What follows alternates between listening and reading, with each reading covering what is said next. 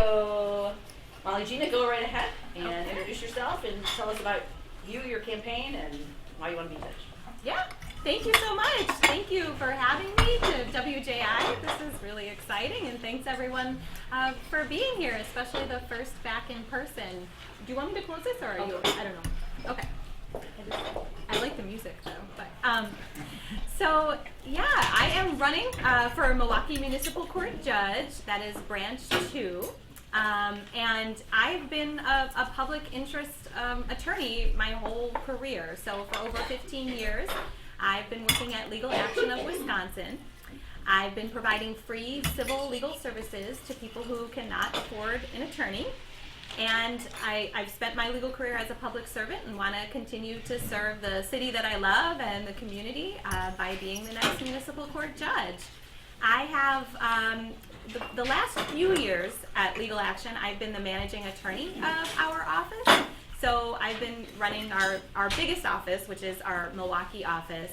And that's involved, supervising and mentoring and training other attorneys and staff, managing, of course, the day-to-day of the office and grants and things of that nature, but also a lot of community collaboration and advocating for our client community and advocating for access to justice and a right to counsel.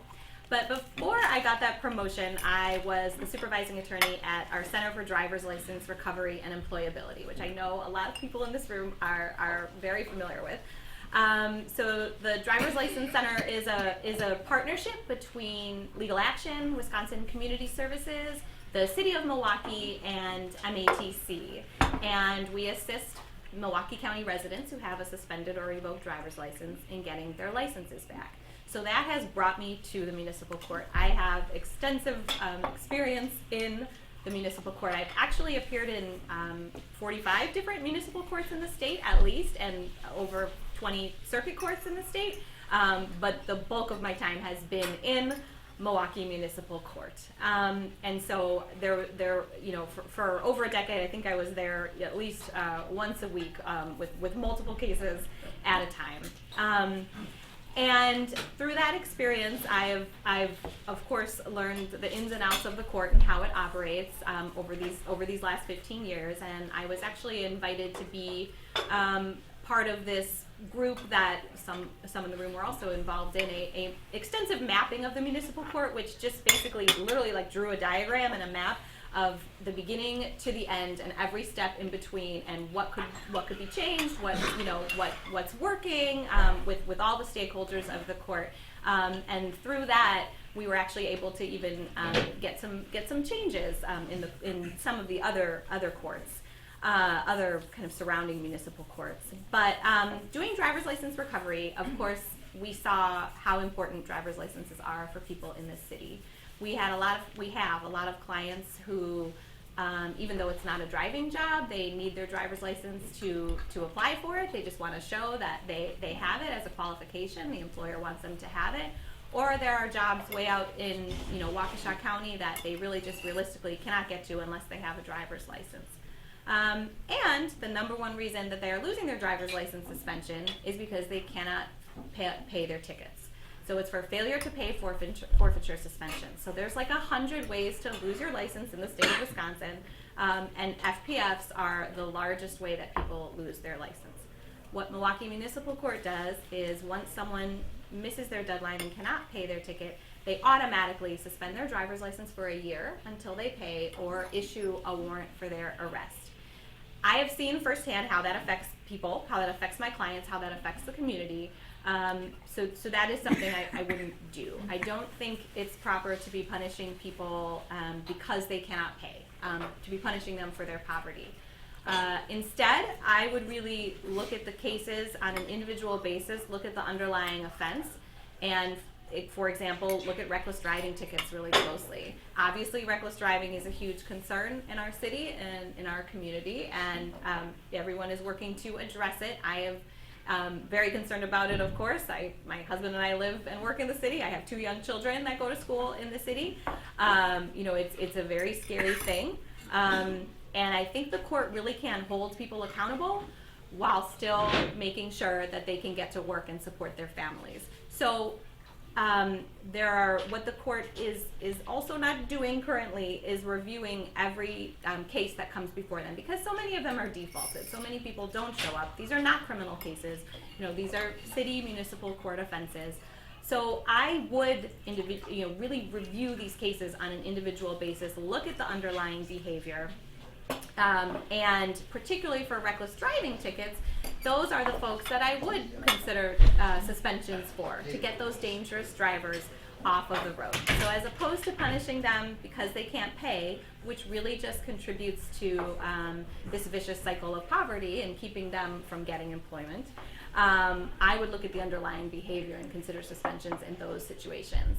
These tickets have grave consequences for people, and I'm very experienced with that, and I know that they can sometimes show up on people's criminal records, even though they're civil municipal tickets. They've been used to deny people housing and employment. So I would really look at other ways when people can't pay due to poverty. I would consider community service, fine reductions, payment plans.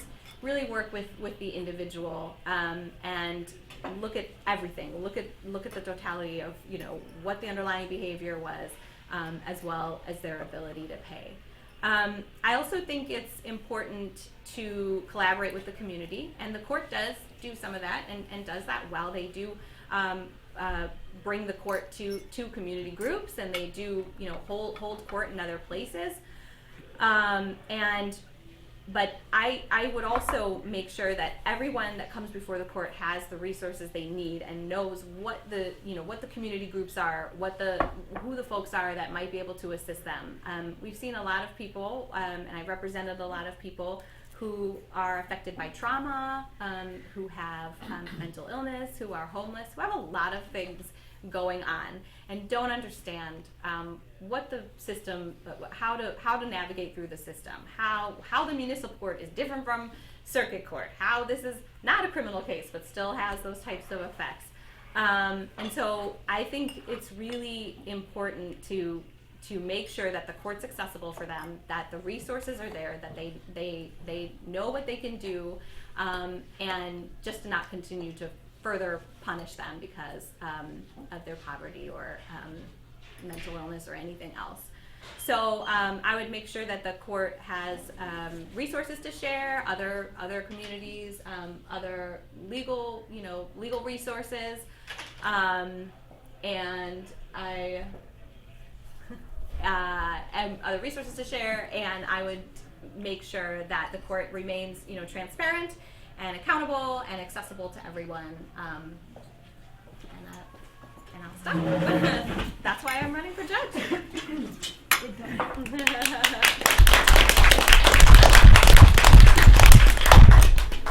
So welcome to Senator Taylor, and Ms. Gena's given her introduction, and you can go ahead when you're ready.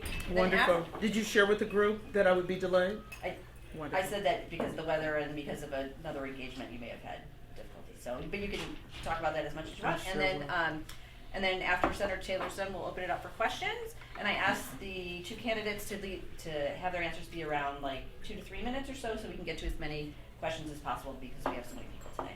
So go ahead, Senator. Okay, well, first of all, good afternoon, everyone. Thank you so much for having us.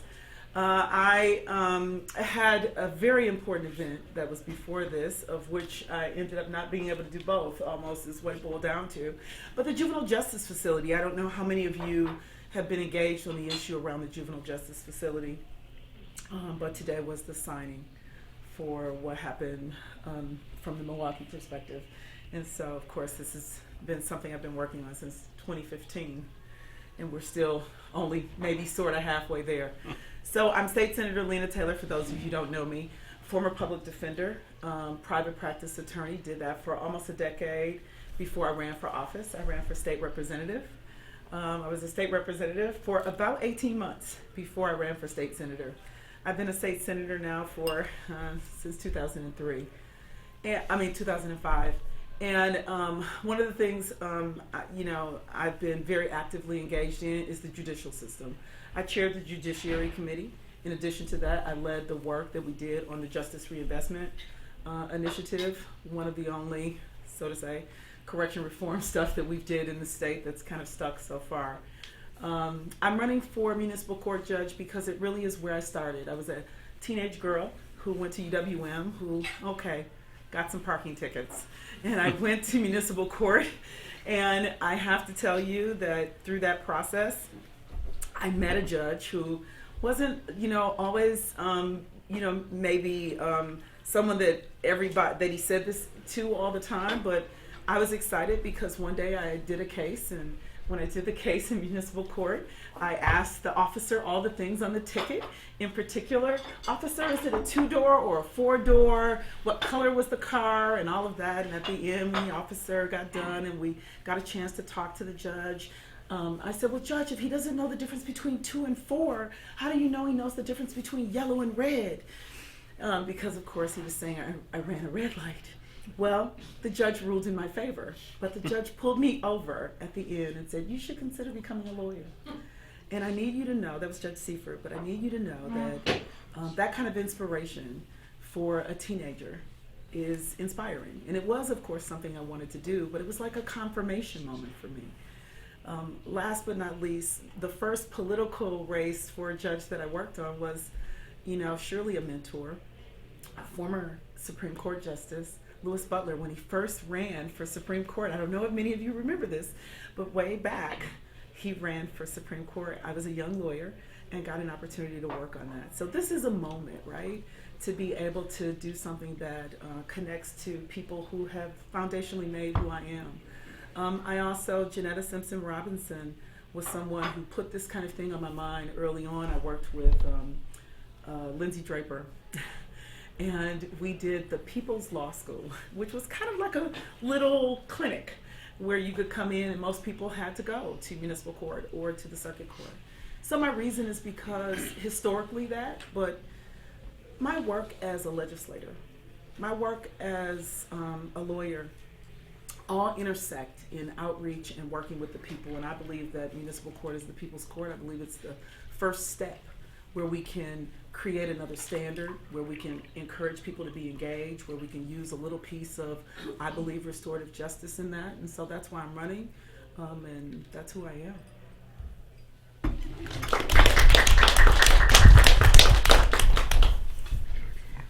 Go ahead, Jim. I'd like both candidates to tell us what you think are the qualities that you're looking for in a municipal court judge. Heather can go first. Yeah, I think it's really important for a municipal court judge to be very patient because, as I said, people just don't understand the process when they're in there. So I think patience is important, respect, compassion, and understanding of the litigants that are before you, and the experience of someone who has really been in that court a lot. I've spent over 15 years in that court very frequently, so I've not only represented many clients there and handled probably thousands of cases. I've also observed a lot in that court too, because you sit a lot and you wait sometimes, and so I think that those are all really important qualities for a municipal court judge, and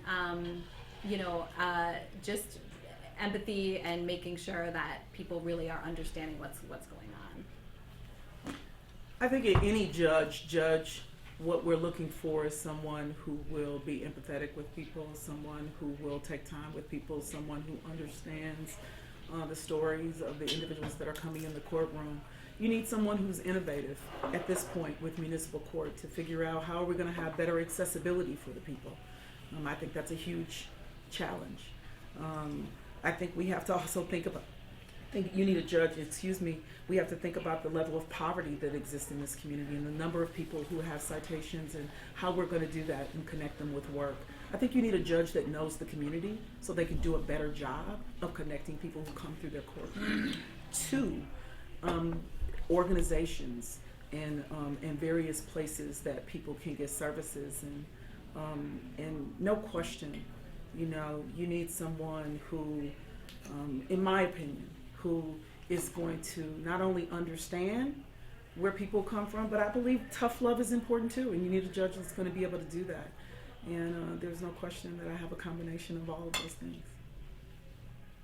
I'm wondering if we're discussing the personal impact in terms of people's character, their poverty, the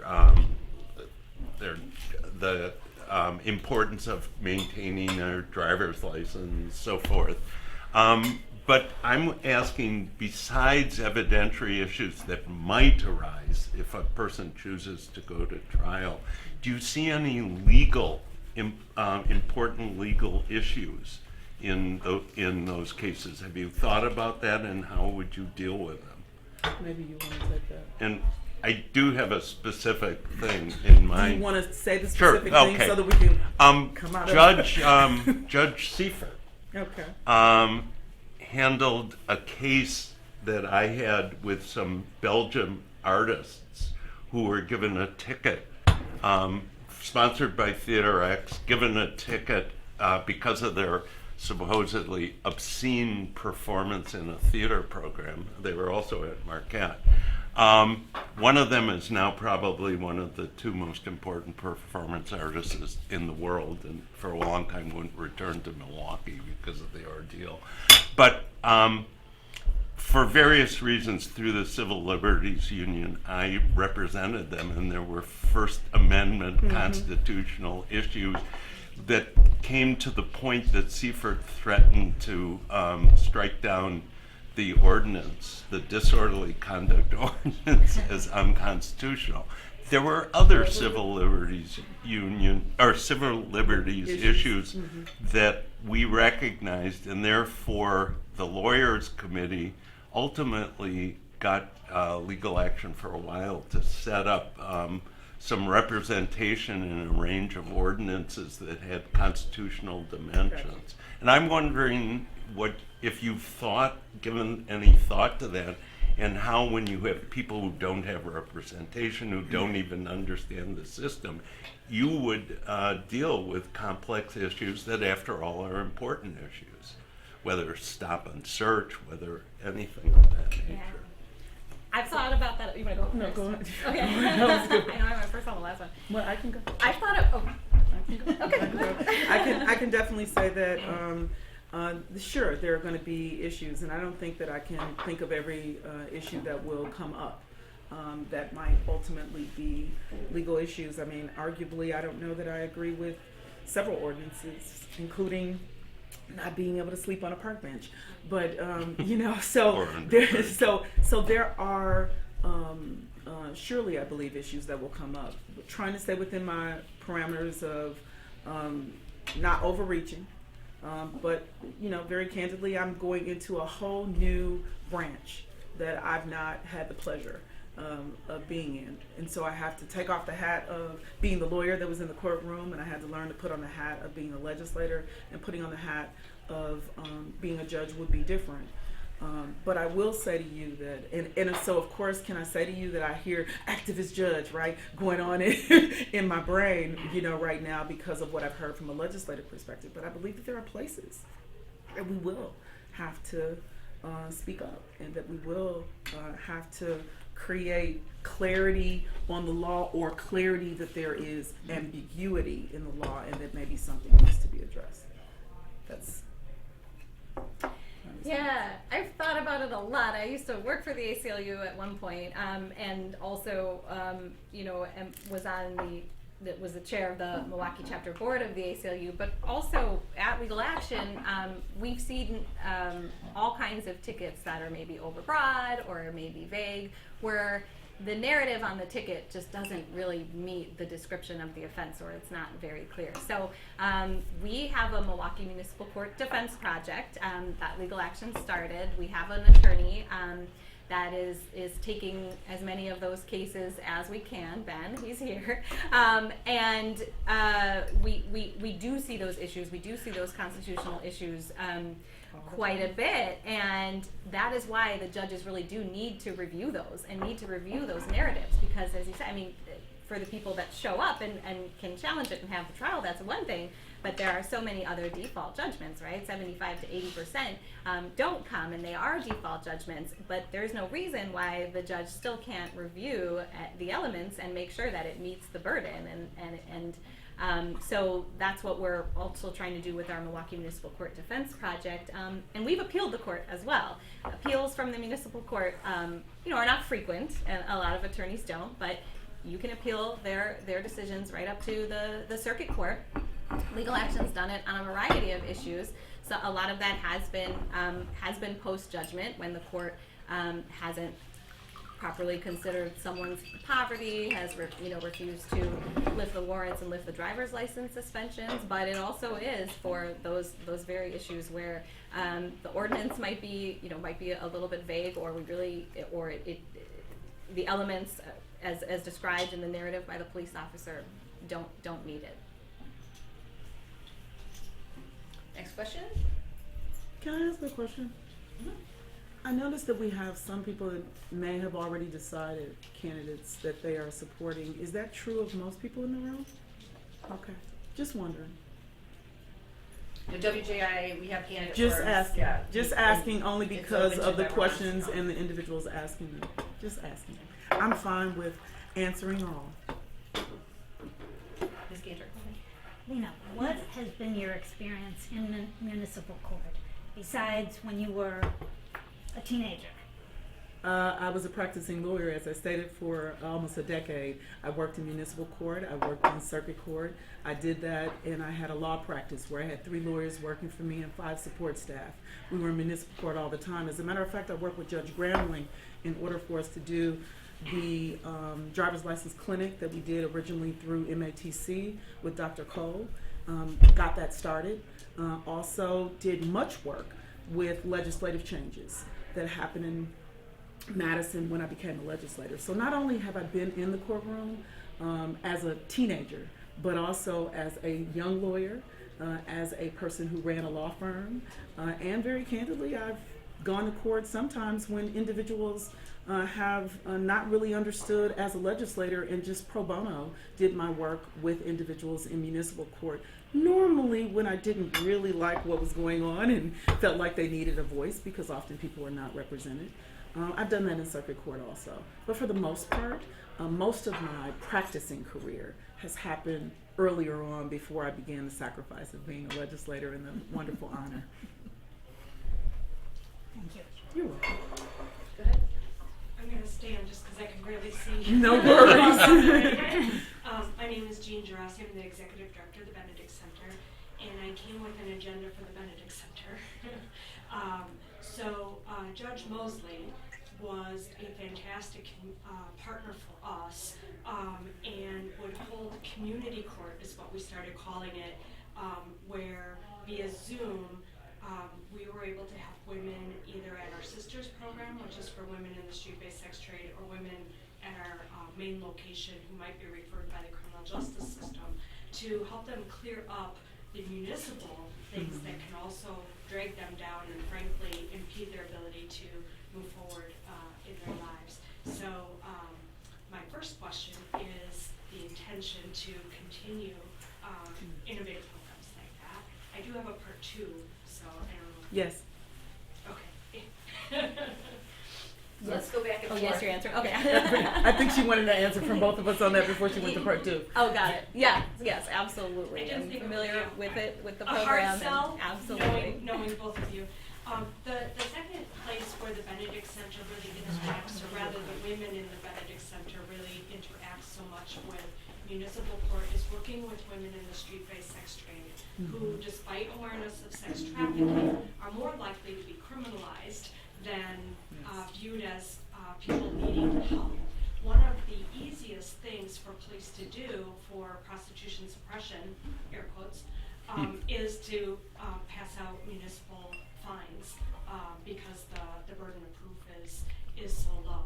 We've been working on a project to create a pre-arrest or a pre-municipal ticket diversion program for women so that they could be diverted to programs like our Sisters program, not exclusively, Inner Beauty, Fresh Start, so that they would have that opportunity to connect to services rather than having that heavy fine. And so my question is, that something that you would support, and if you want to expound on that. So, yes. Let me back up and say, when I was a practicing lawyer, one of the things that I did when I mentioned that I did the clinics is I literally started doing that because I wanted to see people get help before they ever went to court.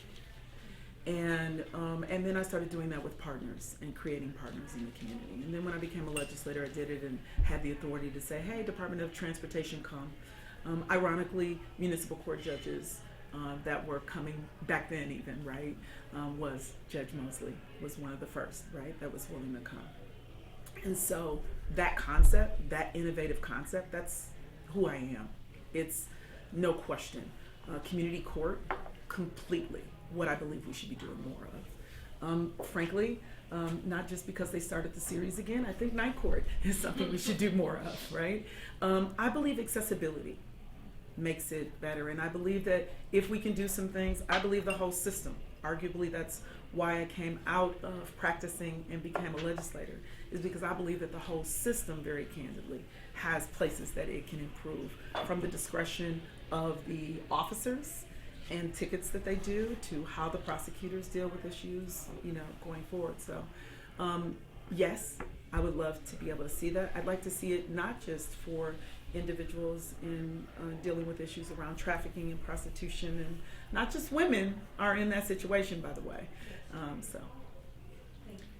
Yeah, I completely agree with the senator. I think that those, it really is a people's court, and as Judge Mosley called it, and that sort of collaboration is really important. And at Legal Action, we do have, we work with a lot of human trafficking victims and sexual assault survivors, and so we're familiar with the Benedict Center. And actually, one of my first appeals in the Milwaukee Municipal Court was a client who got a ticket for not having an escort license, which is something that you can't get. I mean, the city doesn't actually give licenses for escort, but there is an ordinance requiring you have it, and she was ticketed for it, and it was a $775 ticket. And I brought her into court on it, and showed that she had been working with the Benedict Center, showed that she was getting her GED on W-2, and was really making a positive difference and for herself. And the judge denied my community service request with some pretty awful things to say about her, and anyway, I appealed. So that was actually one of my first appeals. But I think that the pre-diversion program is, of course, incredibly important, and there's a lot of pre-diversion that the court is doing, of course, with Justice Point, and even with some of the building and zoning tickets and things of that nature. And yeah, absolutely, I would continue to support that as I have been. Thank you both. Yeah, thanks for asking. The municipal courts are part of the state court system. So what is the state court system doing that it shouldn't do with municipal courts, or not doing that it should be doing, excuse me, with municipal courts, either Milwaukee or statewide? Yeah, I think that's a good question. In Milwaukee County, of course, the chief judge does oversee all of the 17 municipal courts. And we have encouraged the chief judge in the past to consider giving directives to some of the municipal courts to consider not suspending driver's licenses and issue commitments when people don't pay their tickets. And that in the past we had a chief judge who did meet with all of the municipal court judges to encourage that. Some of them stopped, which was really great after that. But I think the chief judge could probably do more there. And of course, the state courts need to do more in hearing the appeals. There's a lot of appealable issues in municipal court. The statute changed a few years ago, and it's very clear that that poverty hearings are appealable, but they have to be recorded so that people know what happened in them, and they really aren't being very, very frequently, and that's not just Milwaukee, that's in a lot of the municipal courts. So I think that the court could be, with more appeals, the court could be more aware of that, and that's very clear in the statute that those hearings need to be recorded, and that people can appeal motions to reopen. It doesn't happen a lot either. Right now, I will just say that in Milwaukee Municipal Court, they used to have walk-ins, right? Where you didn't have a scheduled court appearance, but you could walk into the court and be heard. You could be heard on your motion to reopen. You could be heard on things post-judgment, and you didn't have to be scheduled. You could do it, and that stopped a couple of years ago. And now you have to try to get scheduled. You may have to wait a little while. You have to pay $20. There's all these impediments to trying to get in there and be heard on those things. And so another thing that I think is really important is bringing back those walk-ins, making sure people can get into the court and it's more accessible, which I went a little off tangent, I guess, with the state court thing, but would then bring about more of those motions to reopen, more of those post-judgment motions, more of those poverty hearings that are to be recorded, that the circuit court and the state court system can review. So, candidly, I don't fully know what the state court could do differently. But what I do know is accessibility is a huge problem. And so for me, is something that should be addressed. And accessibility for me, Molly has mentioned the amounts that people have to pay now for cases to be reopened. I mean, basically when Henry Meyer created the municipal court, he asked for this and carved it out from the state courts because he wanted a moneymaker for the city. And very candidly, it has been run, in my opinion, often like a generator for revenue. And so accessibility to the people and considering the circumstances of the people in the community that you're in. We're in a high poverty community. And so I am very concerned when people have to pay to get a case reopened, when the timelines are different, when there are no walk-ins, when there isn't basically in-person court in the same way, when it isn't a lot of community-based kinds of options. So I think that the state system can do a better job of making it the people's court for real. And so in other places, no different than I didn't know what a senator did and I didn't know what a state representative did. I went to law school and I didn't know anything about being a lawyer, and I will learn in the same way. And I will be able to, see some of those other pieces, no different than many other individuals who have come into the space of being a judge, right? What I will tell you is that I will bring that innovative thinking that I've always brought to the table.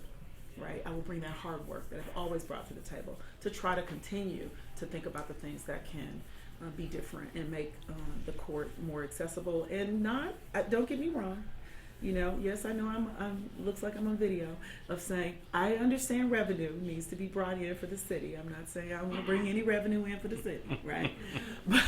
But I am saying that I also believe that there's value if I connect people to work. I also believe it's value if I help the human beings that come before us be better, healthier, and move in a more positive direction if they're inspired and encouraged. And so, for me, right, that's the space that I come from until I go in and learn the grounds a little bit better and, figure out other places.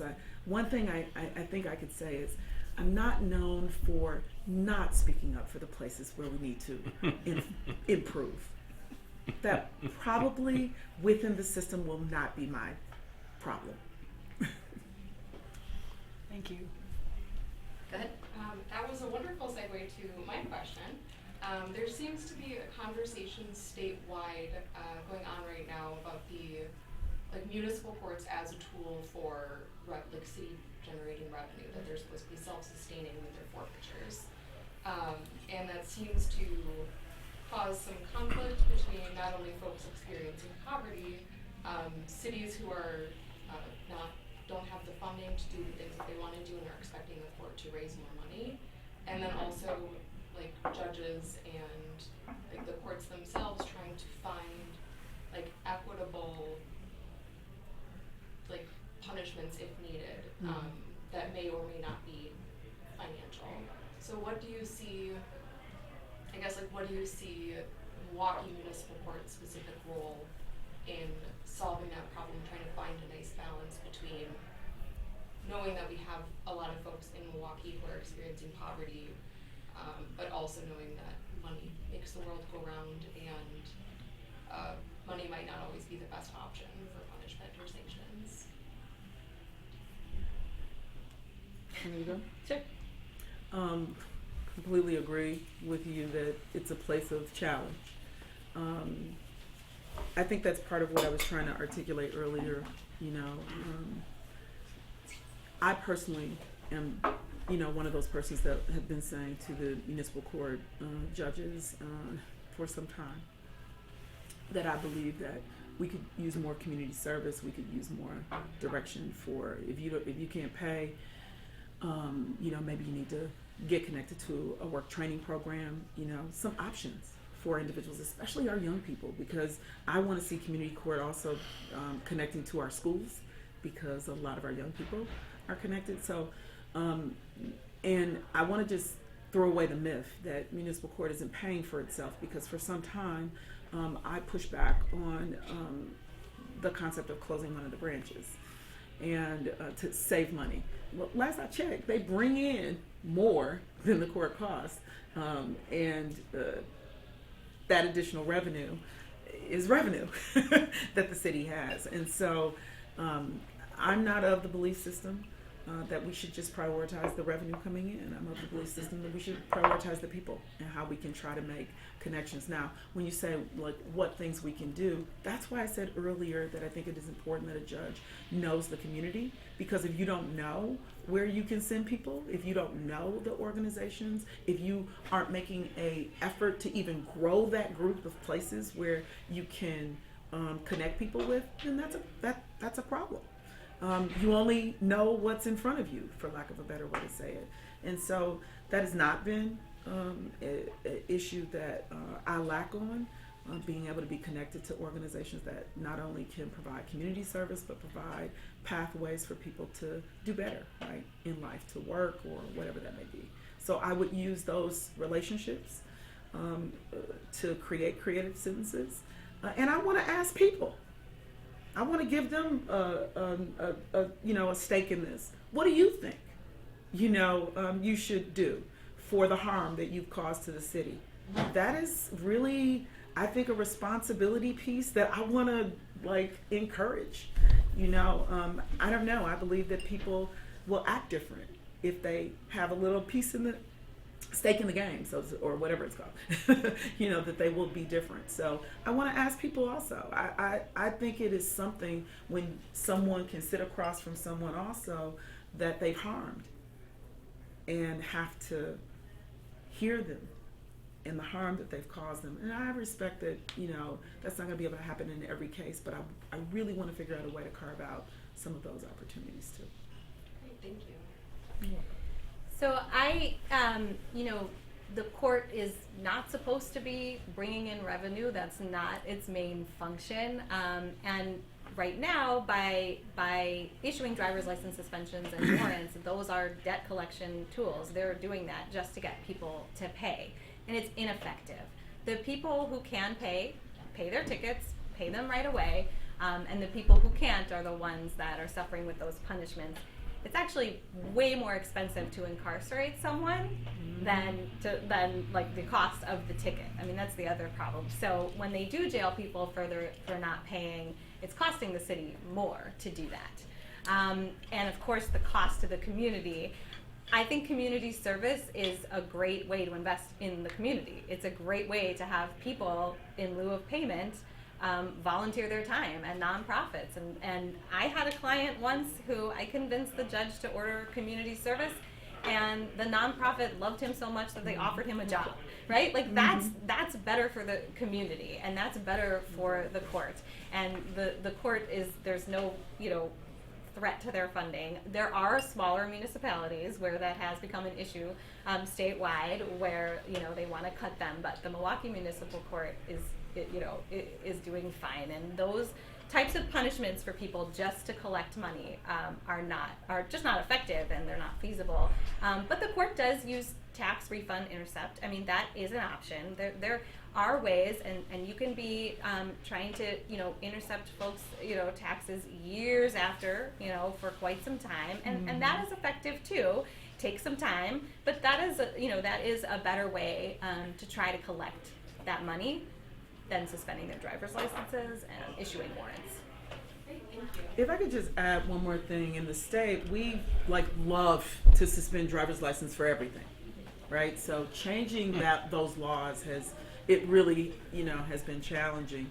I will say that the concept of community service is not fully embraced by everybody to have the same value that Molly has spoke about. And I really think we have to, right, put more value on the human capital changes that you get when you do that. I tell people all the time, when you volunteer, to your point, that you can create a job for yourself that way. But I also believe the workforce piece, I want to just reiterate that I think connecting people to programs like what Northcott is doing, helping people to connect to jobs like being an arborist and things like that, I think it's important. And a lot of people are going to the House of Correction because of the things that Molly just spoke about, because they can't. And that is troubling. I assume if you win this election, you will vacate your current position, and I'd be interested in hearing from each of you what your thought process is in deciding to run for this election versus your current service. And I do have a short follow-up question as well. Yes, I would have to leave legal action of Wisconsin, because this is, the Milwaukee Municipal Court position is a full-time judge position, unlike some of the other municipal courts that are part-time. So yes, I would, and that was a very hard decision to make. I've been there for over 15 years, practicing as a civil legal aid attorney, and but for me, this has been in the making. I've been encouraged by other municipal court judges who have seen me in court and have seen me practice, and appreciate what I bring to the court. And I think for me, it was really important to do because of the changes that we've been trying to make for over 15 years. Having getting in there and being able to implement some of these things, work on the backlog of cases, bring the walk-ins back, as I've said, stop suspending and sending people to jail for not paying tickets. These are things that are just so important, and so for me that was the process, and just that I have so much experience in that court, practicing there for over 15 years, just really kind of know the ins and outs of it. It felt like always like a second place I was working. Right. Anyway, kind of. Yeah. There's so much. Right. Yeah. So yes, you're right. I wouldn't be able to do both the positions, and whether it was the governor or Judge Trigiano or others who have said I should consider going to the bench, and it's something that I've always, of course, considered that I wanted to do. But there were things I wanted to do in the legislature, especially last session, redistricting being one of those, to make sure that we had a voice as African Americans, to be able to choose candidates of our choice. And so it was very important for me to be there for that. Some of the criminal justice things that I had hoped that we would be able to do last session that we weren't able to, definitely priorities. And of course, you all know that I desire to bring all that I am to Milwaukee, to be able to offer for us to be in a different place, because I know that it can be so. And this, for me, provides an opportunity to do it on the front lines, at the first kind of place that people are coming into the system, to be able to make that difference. I bring a perspective to the job that is reflective of what is missing across the board for us, which is diversity within our system. And so when Derek stepped down, it literally, the timing was insane from when I made the point of saying I'm ready to be able to go to the bench, and I thought I was waiting on an opportunity to potentially do an appointment and literally doing the app. I was doing the application. And when Derek stepped down, I just really felt it was a perfect fit for me, with it being so, in my opinion, closer to the people and in a way where, not just Derek has called it the People's Court, right? Way back, with Janetta again. It just really felt like that moment. And I'll end with, if this was up and it was at the moment that my seat was up and I had to make a choice, I would be doing this. This is, it's that full circle moment for me. And my follow-up question is, should you win, are you in a position to pledge that you would serve the full term? If I don't die, I mean, I can't tell you that whether or not I'm going to be around, but I've not been one to step into something and not give it my all. So it's my intention to step into it and give it my all. Now, I cannot tell you that I'm going to stay there for a lifetime, and I can tell you I'm not staying for 20 years. I can tell you that for sure. How long is the term? I don't even know. 4-year term. 4 years. Yes, I would pledge to stay for the whole term, and then some for sure. Yeah. Health permitting. Right. Thank you.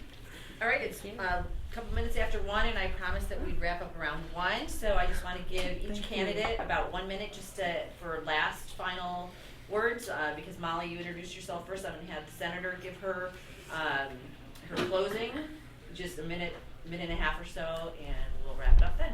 All right. I know I'm in a room of lawyers and people who understand the system very well, but I'm the girl from 15th and Capitol, by way of 29th and North Avenue. I'm the girl that didn't want to go to college, whose mom picked her school, her major, her counselor, her classes, her dorm room, her furniture, the chair, the seat I was sitting in, the driver, and the time we were going. I'm convinced she did the application. What I am is a person that goes to the bench and brings all of that.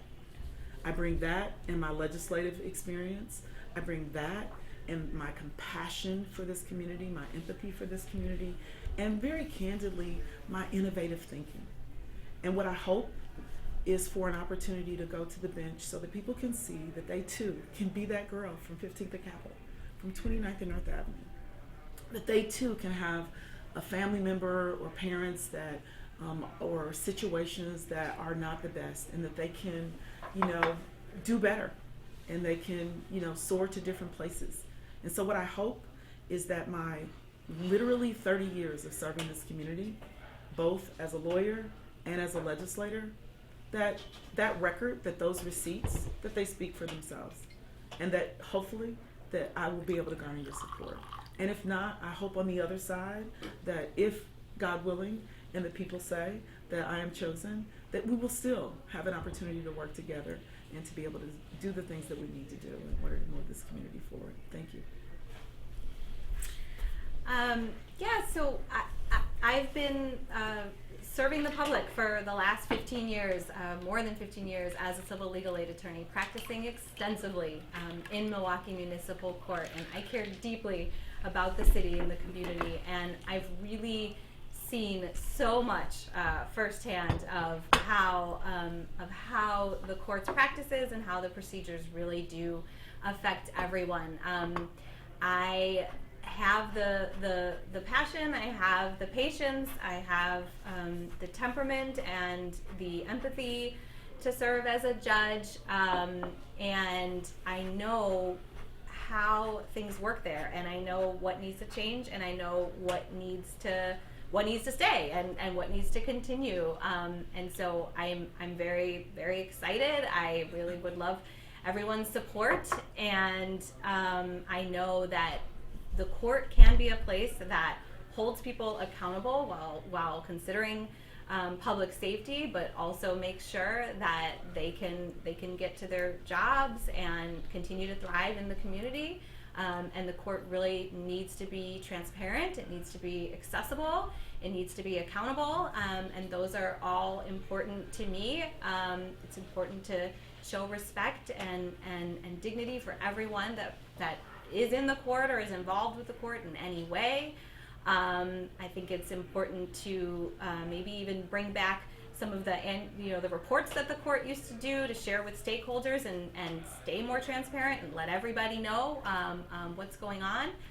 And I think I'm the person to do it. And that's why I'm running. All right, thank you to both candidates.